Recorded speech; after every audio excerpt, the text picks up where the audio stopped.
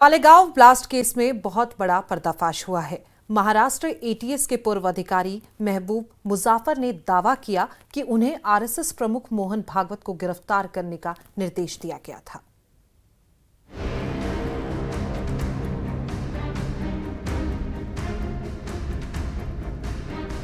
भगवा आतंकवाद का जो कंसेप्ट आया था तो वो पॉलिटिकल था।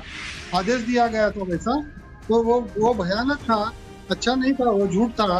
उस तपास के सिलसिले में यह भी आदेश था मेरे को कि तुम नागपुर से मोहन भागवत जी को लेके आओ। मालेगांव ब्लास्ट मामले में बड़ा पर्दाफाश। पूर्व एटीएस अधिकारी का सनसनीखेज दावा। मोहन भागवत की गिरफ्तारी की रची गई थी साजिश। मालेगांव ब्लास्ट मामले में 17 साल बाद सभी आरोपियों को बरी किए जाने के फैसले के बाद एक और सनसनीखेज खुलासा सामने आया है। उस वक्त भगवा आतंकवाद का आरोप लगाकर सनातन धर्म को बदनाम करने की साजिश रची गई थी। इस मामले में कोर्ट ने सभी आरोपों को सबूतों के अभाव में नकार दिया, लेकिन उस वक्त वो साजिश कितनी बड़ी रची गई थी उसका एक और खुलासा हुआ है।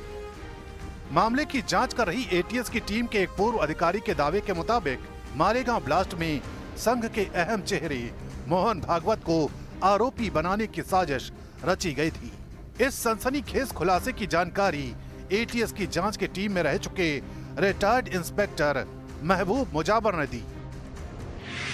उनके दावे के मुताबिक उन्हें जांच के दौरान आरएसएस नेता मोहन भागवत को गिरफ्तार करने के निर्देश दिए गए थे।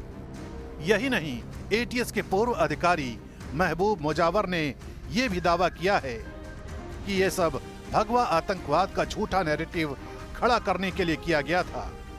भगवा आतंकवाद की थ्योरी पूरी तरह से झूठी थी। उस तपास के सिलसिले में यह भी आदेश था मेरे को कि तुम नागपुर से मोहन भागवत जी को लेके आओ।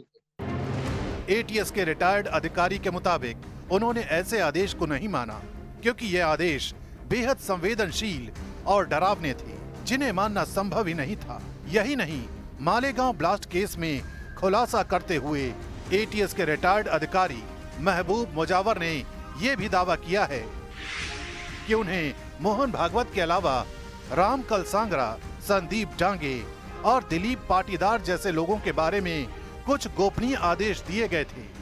ये सभी आदेश ऐसे नहीं थे कि उनका पालन किया जा सके।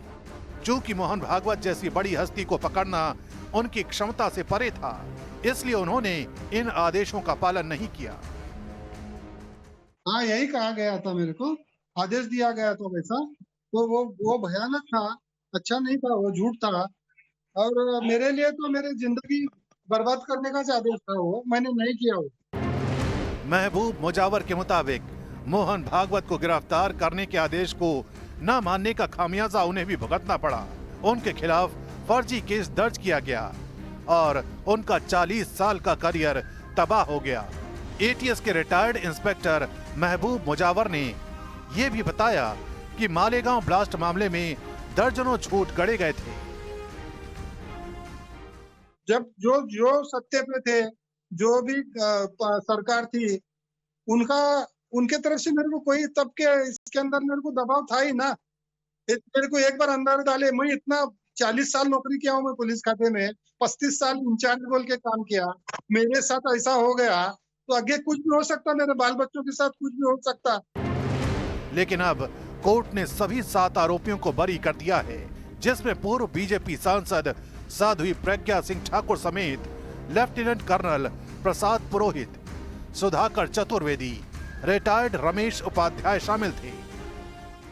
नहीं, मैं किसी पक्ष का नाम नहीं लूंगा, मगर तब भगवा आतंकवाद का जो कंसेप्ट आया था तो वो पॉलिटिकल था, और पॉलिटिकल था, उसको खुश करने के लिए, उनके पोस्टिंग बढ़ोतरी के लिए ये जो परमवीर सिंह जैसे आदमी है, इन्होंने ये झूठा काम करना चालू किया और हमारे जैसे का बलि दिया इसके अंदर।